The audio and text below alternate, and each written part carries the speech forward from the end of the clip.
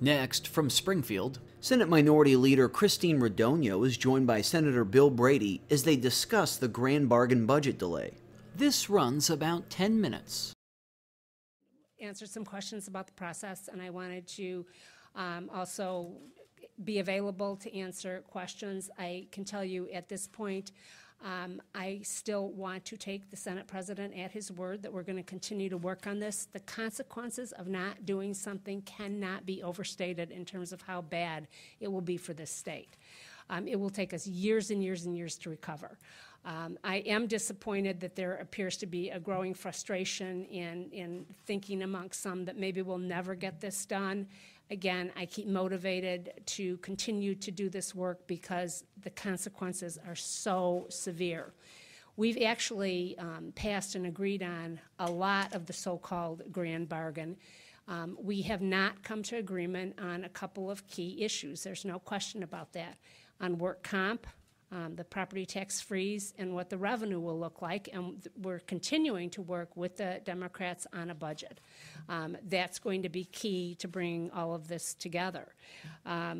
As I said on the floor, as early or as late as this morning, we were exchanging thoughts and ideas on work comp and on the property tax freeze. So I intend to continue to work on this. I hope that this isn't a sign of people pulling back and going a different direction, because I don't see another direction that ends up being successful. And we have 11 days left. Can you address his comments that this is the governor's fault, that the governor has interfered in your caucus and won't let these votes free to go on these bills? You know, obviously, Republicans are very concerned about some issues that, frankly, the whole state is concerned about. We need to keep the tax increases as low as possible. We're trying to do that, so we're working hard on cuts. We are discussing the revenue packages. We've had many, many iterations of those. So we're still working on it. We care very much about keeping the taxes low. People are horrified at their property taxes. There's no other word to use for that. I can't tell you the number of young people that are leaving this state because they can build a house and pay a fraction of the property taxes. That's a very real problem. And yes, the governor is pushing for a solution that will be painful to locals. But if we don't do this, people are going to continue to leave the state. The problem is growing bigger, as the Senate President said, by $11 million a day, and there are fewer people to solve it. We have 11 days to get a budget, or those same young people are going to be facing probably double the income tax we're talking about and higher property taxes to solve this problem. We cannot do that. So the property tax piece has to be a real significant piece, and it is not going to be easy for locals to manage that. Now, the Democrats, and we've been very open about, where we're coming from. They have a lot of constituencies they're trying to satisfy. I know the president mentioned the trial lawyers and labor, local government. Again, a lot of that is unionized. That's the problem. That's why we can't get, real meaningful reform, because we're all busy trying to satisfy constituencies. Unfortunately, the taxpayers are a very diffuse body. I mean, they're out there, and if you see them in the store, they will complain to you about their taxes. But they're not organized. They're busy running taking their kids to soccer and ballet and doing whatever they do. But their pain is real, and that's what we have to get to. And if we always go back to, I can't do this because these constituencies won't let me, we're never going to be able to change the system. The really distressing thing is I do believe we're close. I really do. I think on the work comp issue, it's a matter of just putting on paper where we agree we need to be on one issue of it. What was distressing today, though, is the amendment that was filed on work comp. That was a step backward. It was a hostile amendment to my bill that took a number of steps backwards. Now, Democrats don't want to do anything on work comp. I understand that. And a lot of progress has been made prior to March 1st, but we have been stuck for a while. There's no question about that. What is that final work comp piece? It seems to be the AMA guidelines.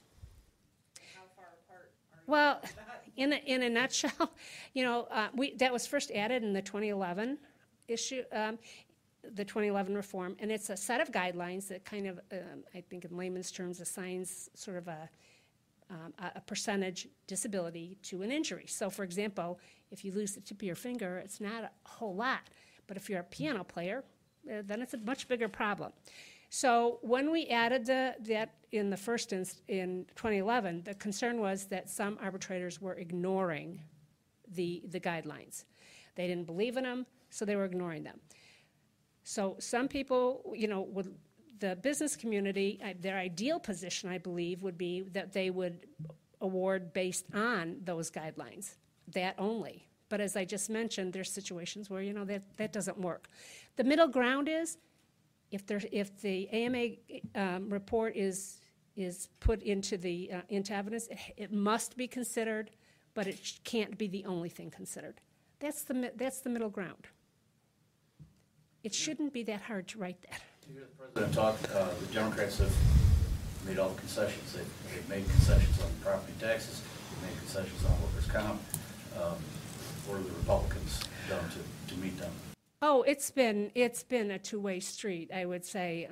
Gosh, I'm just trying to. Some of the stuff. I mean, some of the stuff just really hasn't even been controversial. The education funding reform, we're very close on that. I believe that Beth Purvis, Jason, and Andy Menard are meeting again today. The refinancing of debt, I think there's agreement that we need to do that. What's wrong with sunsetting property taxes? 2-year. What's wrong with it? Revisiting it after a 2-year freeze. Well, that was one proposal, that's out there, but that was not supported by the entirety of our caucus, or enough to get the votes on it. Is there a middle ground for property taxes between that, the 2 and the 5? Is that being discussed? Yeah, well, we've settled on yet another number. We're talking about 4. What are the conditions attached to 4? And again, this is something that's been going on yesterday and today. That's why I think it's premature to pull the plug.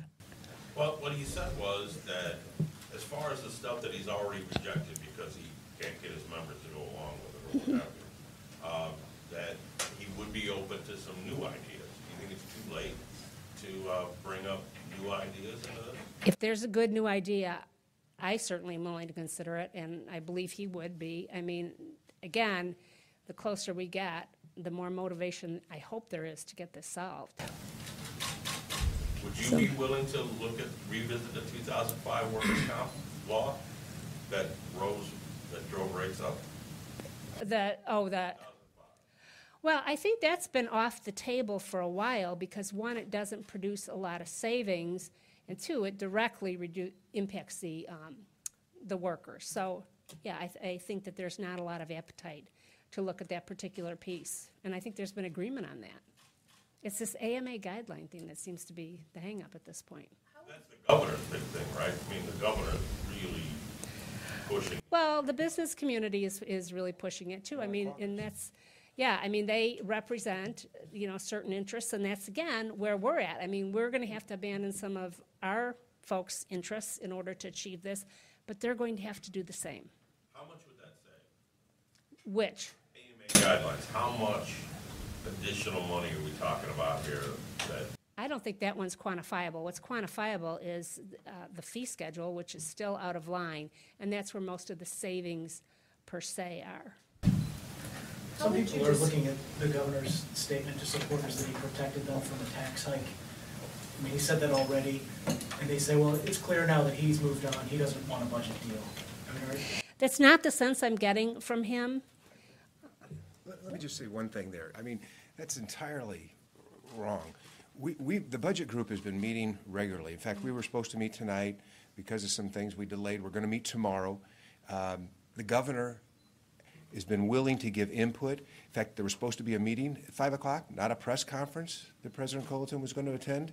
So the governor is open, but our caucus is also very open. After today's meeting, they came back with some ideas. Our caucus met, and we came back with some different proposals that we're ready to present. So we're trying to make this.